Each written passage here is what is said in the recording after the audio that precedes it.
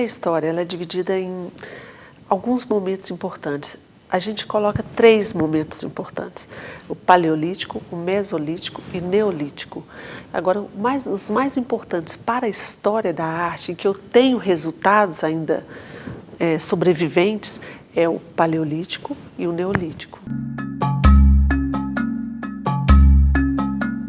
O período paleolítico é um período muito importante para a história da arte. Ele vai de 40 mil anos antes de Cristo a 20 mil anos antes de Cristo. E é um momento em que a gente tem muita coisa rica para a história da arte, porque a gente tem o homem nômade morando nas cavernas, morando no fundo das cavernas, em que ele retratava o que ele queria que acontecesse. Ele morava ali por um período, e aí ele mudava de caverna, ia para outra, viria outro povo, morava naquela caverna e iria fazer a mesma coisa.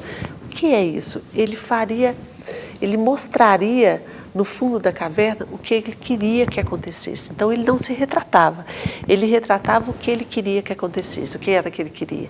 Ele era caçador e ele queria que o animal que ele fosse caçar, ele conseguisse caçar, aquele animal perdesse a força e fosse morto. Então o que ele fazia? Ele reproduzia a lança, as ferramentas que ele tinha, conseguindo atingir o animal e tirando a força do animal. Essa pintura ela é feita com uma tinta muito forte, tanto que as cavernas estão aí e sobrevivem, as tintas sobrevivem. Essa é uma tinta chamada têmpera, é uma tinta à base dos pigmentos naturais que ele teria naquele momento, que são os pigmentos da areia, das pedras, em que ele poderia triturar as pedras, o urucum, os pigmentos das plantas, os pigmentos do minério, em que ele conseguiria até o preto do minério, e até o próprio sangue, ou sangue dos animais, ele conseguiria colocar.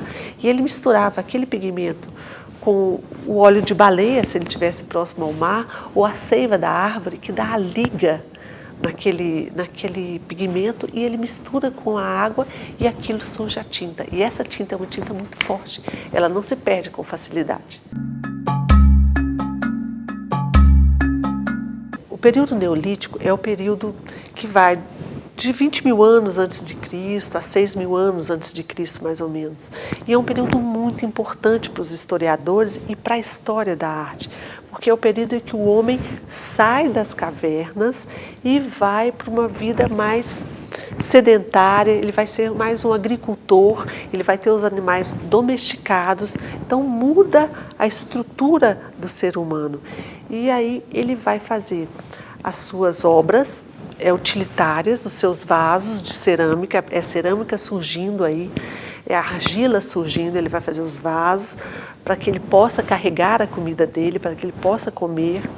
Ele vai domesticar os animais, então ele vai ter suas primeiras ferramentinhas de pedra, porque o neolítico tem o sentido de pedra lascada, então essa pedra é um pouquinho mais trabalhada, ele vai ter umas pequenas ferramentas de pedra em que ele vai domesticar os animais, cercar os animais, e ele vai fazer suas primeiras construções, que eu diria construções, que são os monumentos megalísticos, chamados monumentos megalísticos.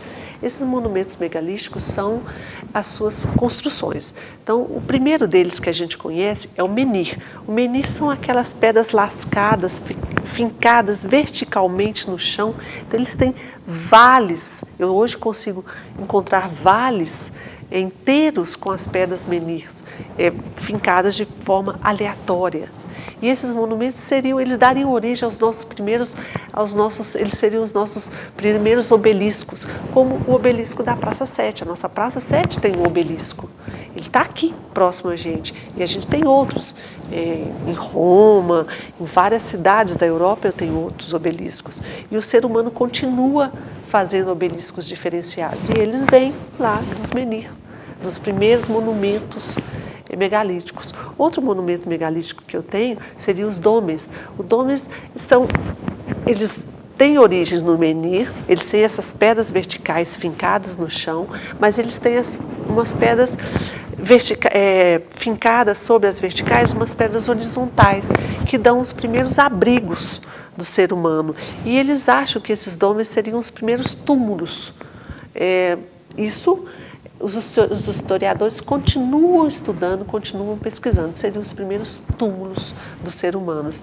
E dos domes eu tenho uma outra construção, que são os crômenes. Os crômenes seriam os menhir, as pedras fincadas na verticais, os domes no centro, com as pedras nas horizontais, e eles fazem a formação circular, que os historiadores imaginam que seja para ritos ligados aos deuses, ao deus do sol, ao deus da lua, porque igual o da Inglaterra, por exemplo, Stoner, ele está posicionado para que o sol encaixe perfeitamente nas pedras. Então ele tem esse sentido, parece muito forte.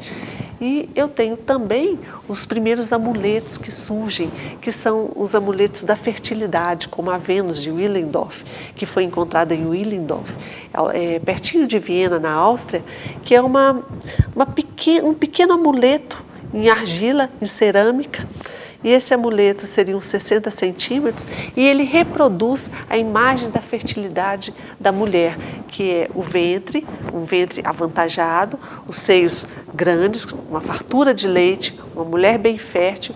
E a gente imagina, os historiadores imaginam que esse amuleto seria colocado próximo às mulheres para que elas conseguissem essa fertilidade. O momento pré-histórico, como você está vendo, é muito importante para o aluno, porque as primeiras origens estão ali. Quer dizer, eu falei para vocês, a origem do obelisco, ele está ali, os monumentos megalíticos estão ali, e ele dá origem a esse obelisco que você conhece, que é pichado, que é pintado outra vez, que é tentado dar manutenção nele. É uma peça artística da nossa cidade de Belo Horizonte, ela tem uma origem lá. Os amuletos têm uma origem, como a gente viu a Vênus, lá atrás na pré-história. E hoje, quantos amuletos você carrega? Quantos amuletos egípcios vocês carregam todo dia? Quantas tatuagens egípcias você coloca, como o olho de Horus e outros que vamos falar à medida que formos estudando? Você tem vários.